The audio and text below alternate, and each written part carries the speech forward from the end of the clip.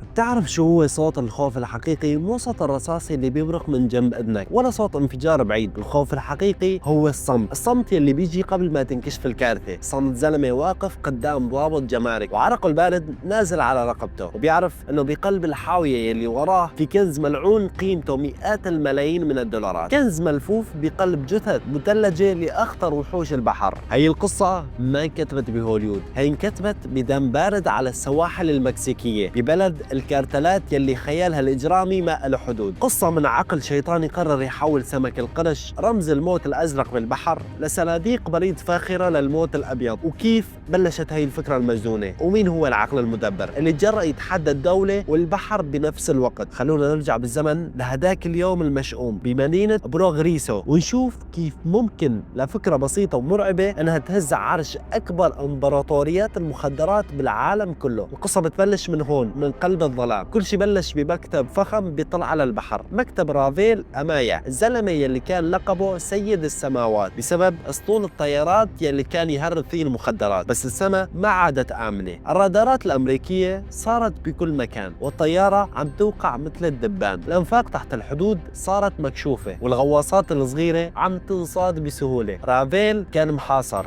امبراطوريته كانت عم تتآكل وكان بحاجة ماسة لطريقة جديدة، طريقة عبقرية ومستحيلة، طريقة ما بتخطر على بال حدا. كان قاعد أيام وليالي عم يدرس الخرائط ويقلب بالتقارير، كل الطرق التقليدية مسدودة. بيوم من الأيام وهو يائس وعم يتفرج من شباكه على حركة ميناء بروغريسو الصاخب، شاف سفينة صيد ضخمة عم تفرغ حمولتها، آلاف الأسماك عم تنزل من بطن السفينة. وفجأة لمعت عيونه نظرة غريبة، نظرة شيطانية. السمك، آلاف الأطنان من السمك تطلع من هذا الميناء كل يوم بشكل قانوني ورسمي. ومين ممكن يشك بشحنة سمك؟ بس أي سمك لازم يكون شيء مميز، شيء بيفرض هيبته، بيخلي أي موظف جمارك يفكر 1000 مرة قبل ما يخرب عليه. هون اجت الكلمة السحرية، تيبرون القرش. الخطة كانت بسيطة بس بشكل مرعب. رح نجهز شحنة ضخمة من أسماك القرش الضخمة، نفرغ أحشائها بالكامل ونحشيها بأطنان من الكوكايين النقي المضغوط المغلف بعناية فائقة لمنع أي تسريب للريحة أو المادة. بعدين رح نرجع نخيط بطون القروش بخيط جراحي تجميلي ما بيترك أي أثر، ونجمدها لدرجة حرارة بتخليها صلبة مثل الصخر. الشحنة رح تطلع بشكل رسمي وقانوني 100% بوثائق تصدير لشركة وهمية بأمريكا تحت اسم أسماك قرش مجمدة لأغراض البحث العلمي. العبقرية كانت بالغطاء القانوني وبشاعة الفكرة بحد ذاتها. مين رح يتجرأ يطلب تشريح 20 جثة قرش مثلجة كالحجر؟ خليني أحكي لكم التفاصيل الحسية وعن ليلة الرعب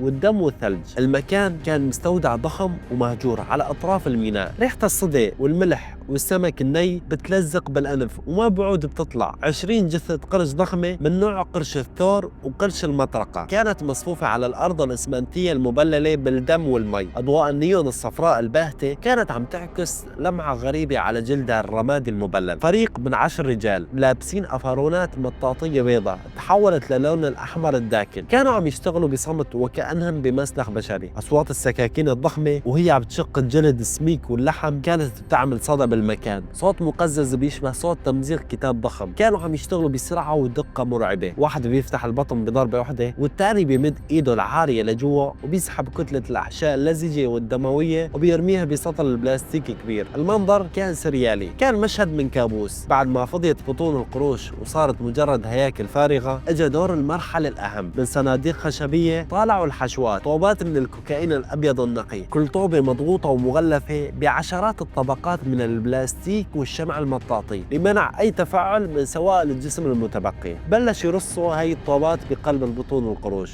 بشكل هندسي مدروس، طوبة جنب طوبة لحتى ما يضل أي فراغ. صرخ رئيس العمال وقال: أسرع، ما معنا وقت طول الليل، لازم يتجمدوا قبل الفجر. بعد ما تعبت القروش بالكامل اجى دور الخياط، زلمة عجوز ايديه بتتراجف من الكبر، بس لما بيمسك الإبرة والخيط بيتحول لساحر. كان عم يستخدم خيط جراحي سميك وقوي وعم يخيط أطراف الجرح بغرز داخلي دقيق ما ببين أبدا. بعد ما يخلص كان يدهن مكان الجرح بمادة شمعية خاصة تشبه لون جلد القرش. النتيجة كانت مذهلة، القرش بيرجع كأنه سليم تماما. المرحلة الأخيرة كانت التجميد، تم سحب القروش على العربات ونقلها لمجمدات صناعية عملاقة درجة حرارتها -40، وخلال ساعات قليلة تحولت جثث القروش المحشوة بالمخدرات لكتلة جليدية صلبة كالفولاذ. الخطة الشيطانية صارت جاهزة للانطلاق. الشحنة الضخمة يلي حاملة الحاوية المبردة كانت عم تتقدم ببطء باتجاه نقطة التفتيش النهائية بالميناء. السائق شاب صغير بالعمر اسمه ريكاردو، كان عم يحاول يبين انه طبيعي، بس قلبه كان عم يدق مثل طبول الحرب. ناول الاوراق للضابط المسؤول الكابتن هيكتور موراليس كان ضابط جمارك اسطوري، زلمه قضى 30 سنه من عمره بهذا الميناء. بيقولوا انه بيحسن يشم ريحه الكذب من على بعد ميل. اخذ الاوراق ببروده وقلع فيهن، كل شيء كان نظامي بشكل مثالي، تصاريح، فواتير، شهادات منشأ، كل شيء نظامي. نظر موريس للشاحنه وبعدين رجع ثبت نظره الحاده بعيون ريكاردو. سأله بصوت هادي: ليش متوتر؟ ريكاردو بلع ريقه بصعوبه وقال له: لا سيدي، بس الشحنه غاليه وبخاف عليها من الحراره. موريس ابتسم ابتسامه خفيفه وحس بشيء غلط. خبرته الطويله كانت عم تصرخ براسه. نظره الخوف بعيون هذا الشاب كانت اعمق من مجرد خوفه على سمك مجمد. فقال له: افتح الحاويه. الامر نزل مثل الصاعقه. ريكوردي حاول يجادل: سيدي بس البروتوكول الحراري ومدري ايش. موراليس قاطعه بنظره حاده: قلت لك افتحها. انفتح باب الحاويه وطلعت منها سحابه من البخار الابيض المتجمد. المنظر جوا كان مهيب، و20 وحش بحري ميت مكدسين فوق بعض، عيونهم الزجاجيه عم تلمع تحت الضوء الخافت. موراليس دخل لجوا، الهواء البارد لفح وجهه، بلش يتفحص القروش واحد واحد. لمس جلدهن كان صلب وقاسي مثل الرخام، ما في اي اثر لاي شيء غريب. كان على وشك يقتنع ويؤمر باغلاق الحاويه، بس فجاه وهو عم يمرن ايده على بطن واحد من اكبر القروش حس بشيء صغير جدا، منطوق خشن ما لازم يكون موجود. قرب الضوء بطاريته ودقق المنظر، كان اثر شبه مختفي لخيط جراحي مغطي بالشمع، كان متقن لدرجه شبه مستحيله. بس عيون الخبير ما بتغلط. سأل موراليس وهو بأشر على الخيط: شو هاد؟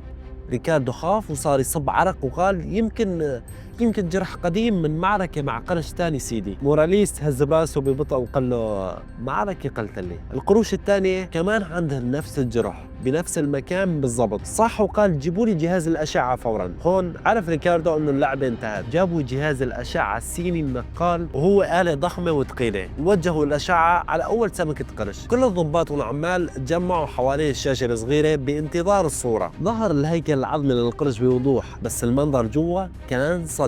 بدال الأشكال الغير منتظمة للأعضاء الداخلية، كانت الشاشة مليانة بمستطيلات متطابقة مرصوصة بنظام هندسي دقيق مثل طوبات عم تبني جدار. وجهوا الجهاز على القرش الثاني والثالث وال20، نفس الصورة المرعبة. كل القروش كانت مجرد أغلفة لشيء ثاني. الحقيقة البشعة صارت واضحة. قال: بدي منشار كهربائي فورا. أمر موراليس يبلشوا بقص أول قرش. صوت المنشار وهو عم ينهش باللحم والعظم المتجمد كان صوت بشع، والغبرة البيضاء المتطايرة من الثلج كانت عم تملي الهواء. وبعد دقائق من الشغل المنهك اخترق المنشار جدار البطن ووصل للحشوة. سحبوا المنشار ومد واحد من العمال ايده لجوا وطالع اول طوبة بيضة كوكايين. بهداك اليوم تحول ميناء بروغريسو لخلية نحل. تم تفريغ القروش كلها وتشريحها، والنتيجة كانت مذهلة: أكثر من طن من الكوكايين النقي بقيمة سوقية بتتجاوز ال100 مليون دولار. كانت أكبر وأغرب عملية ضبط بتاريخ المكسيك. القصة صارت حديث العالم،